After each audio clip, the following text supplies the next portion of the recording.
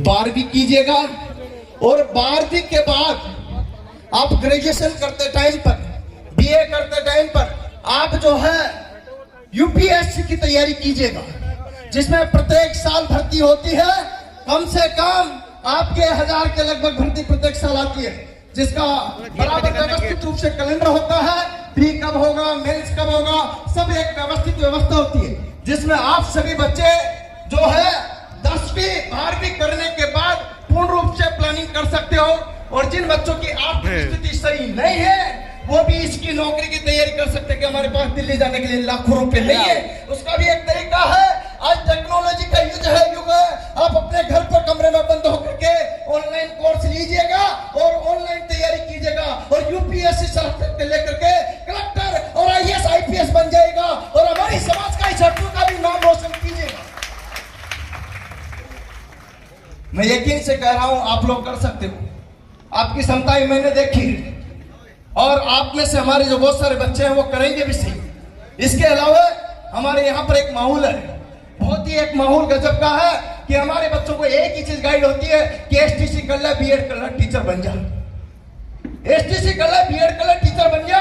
इस टीचर के अलावा बाकी कोई बताने वाला भी नहीं, ना कोई समझाने वाला। आप जिससे पूछते हो वो भी टीचर, बताने वाला टीचर। और जो आसपास जो भी है वो भी बस सिर्फ क्या करो, रीड कर लो। क्या कर लो उसमें बता दे, रीड लेवल 1 2 ज्यादा से ज्यादा फर्स्ट ग्रेड पहुंचा देंगे, कोई नहीं बताने वाला। जबकि ये पंचवर्षीय योजना है, आएगी कब और जाएगी कब, कब परीक्षा होगी, कितनी बार आउट होगा, कितनी बार कोर्ट में जाएगी, कोई पता आता नहीं होता। ये है टीचर की भर्ती के हाथ। जबकि आपकी एक व्यवस्थित एसएससी और बैंक की प्रत्येक साल वैकेंसी आती है, जिसका एक व्यवस्थित रूप से कैलेंडर जारी होता है कि इस महीने में आपके रेलवे में एनटीपीसी की भर्ती आएगी, लोको पायलट की आएगी, ग्रुप डी की आएगी, मिनिस्ट्रियल आइसोलेटेड की आएगी, इंजीनियर की आएगी, पैरामेडिकल्स की आएगी। ये कोई बताने वाला नहीं होता। प्रत्येक साल एक दिनांक के अनुसार जो कैलेंडर के मुताबिक वैकेंसी आती है, जिसकी आप तैयारी नहीं करते हो। आप केवल और केवल कांस्टेबल, पटवारी, चतुर्श्रेणी, fourth grade, group D, group C, इससे आगे नहीं सोचते हो। जबकि एसएससी और यहाँ रेलवे में भी बहुत अपर लेवल की ए ग्रेड की और बी ग्रेड की अच्छी अच्छी भर्ती आती है, जिसमें आप लोग आवेदन नहीं। पता नहीं क्यों ऐसा नहीं, आप नहीं कर पाते हो, क्योंकि आपको कोई बताने वाला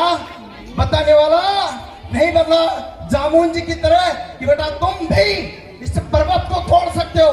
दशरथ माझी अपनी समाज का दशरथ माझी, उसने पूरा पहाड़ चीर डाला है और मैं गारंटी कर रहा हूं तुम देश पर शासक बनोगे, शासक राज करोगे। मेरी बात को ध्यान से सुनना। 26 जनवरी 1950 की बात, जब बाबा साहब संविधान प्रारूप देकर करके फाइनल रूप से जो संविधान को अंगीकृत करने के बाद, लागू कराने के बाद बाहर निकल रहे थे, तो आचार्य त्रिपाठी जी ने पूछा कि बाबा साहब आज आप बड़े खुश मिजाज मूड हो, क्या बात है? बहुत इतना पहले आपको कभी कुछ नहीं देखा।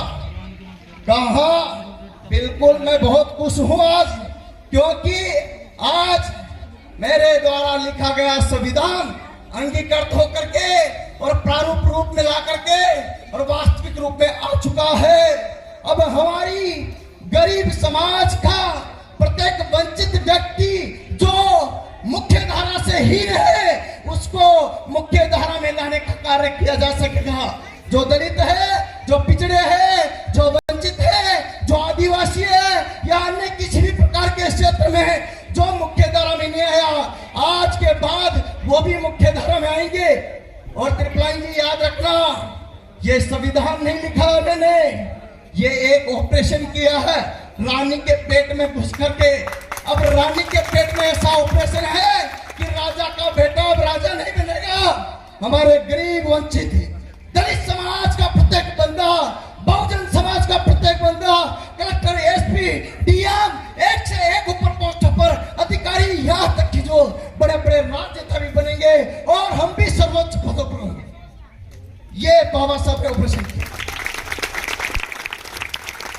मैं यकीन से कह रहा हूं बच्चों, अंदर बहुत सारी कूट कूट करके अपार क्षमताएं भरी है, बस कोई बताता नहीं है।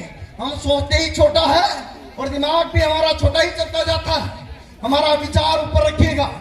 आपको तो ऐसा लगता है, इनमें से बहुत सारे बच्चों को तो ऐसा लगता है जो गांव में पढ़ते हैं, उनके पेरेंट्स को भी लगता है, मैं पेरेंट्स को भी कहना चाहता हूं कि यूपीएससी फाइट करने वाला, डॉक्टर बनने वाला, इंजीनियर बनने वाला, कलेक्टर बनने वाला, आईपीएस बनने वाला, आईएफएस बनने वाला, अलग से 4 कान होते होंगे, दिमाग में डबल गेम होगा, इसमें 4 हाथ होते होंगे। ऐसा नहीं उसके तो सील लगी आएगी कि ये डॉक्टर बनेगा, ये इंजीनियर बनेगा, ये कलेक्टर बनेगा, ये आईएएस बनेगा, ये आपके यहाँ पर दिमाग में किसके सील लगी आई है? ऐसा कुछ नहीं है। आप भी बन सकते हो, लेकिन उसके लिए मेहनत लगातार करनी पड़ेगी। और बाबा साहब ने कहा था क्या कि शिक्षा शेरनी का दूध है, जो पिएगा वो दहाड़ेगा।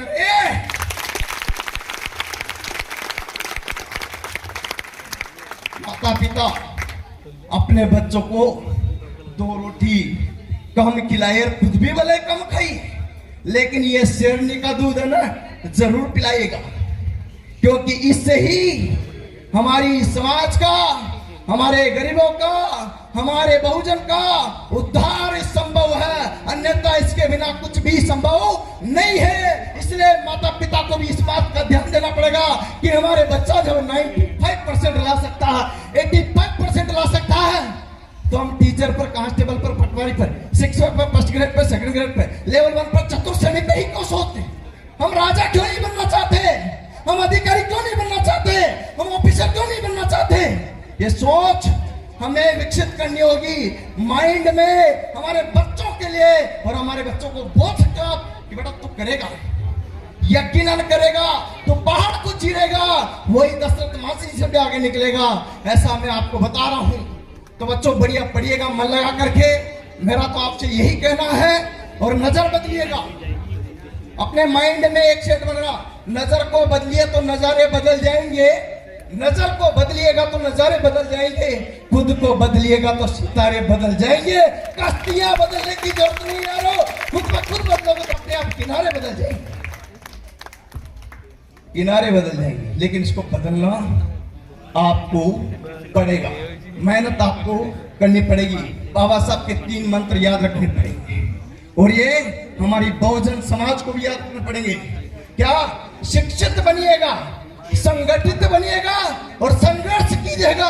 आज संघर्ष समिति की देन है कि इस संघर्ष के मुकाम पर आपको लेकर गए हैं, इसलिए संघर्ष समिति का मैं आभार करता हूं। और इस मंच से कहता हूं कि मेरे भाइयों, इस संघर्ष समिति का सपोर्ट कीजिएगा, क्योंकि ये ऐसा संघर्ष कराएगी कि बहुजन एकता के नाम पर सभी यहाँ पर आप देखो, हर समाज का, हर बहुजन समुदाय का व्यक्ति बैठा हुआ, और इसमें भी हर बच्चा है। मतलब संगठन की बात करते हैं तो बाबा साहब का दूसरा मंत्र था, संगठित हो जाएगा, जो संघर्ष समिति कर रही है। अतः मैं जेपी यादव सर को एंड उनकी टीम को दिल से सैल्यूट करता हूं सर, कि आप जो संघर्ष कर रहे हो ना, एक दिन वादा कर रहा हूं, ये संघर्ष बहुत आगे जाएगा सर, आप देश में नाम कमाओगे। इन बच्चों का भला कर रहे हो सर, मैं वादा देता हूं, कोई आपको दुआ दे न दे, लेकिन